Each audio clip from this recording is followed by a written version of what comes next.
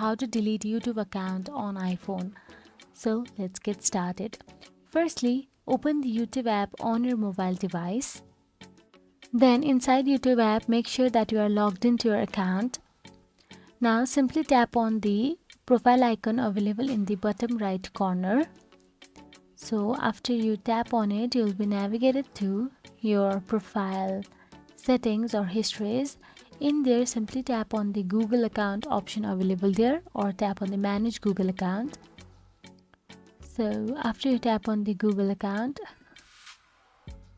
tap on the data and privacy by swiping. Now scroll down till you find the delete your Google account option available there. So yes guys, deleting your YouTube account can't be done directly from the YouTube. You will need to delete the whole Google account in order to delete your YouTube account. So you can delete your Google account and your YouTube account will successfully be deleted. So that is it guys. If you found this video helpful, please like, share and subscribe our channel, and thank you for watching.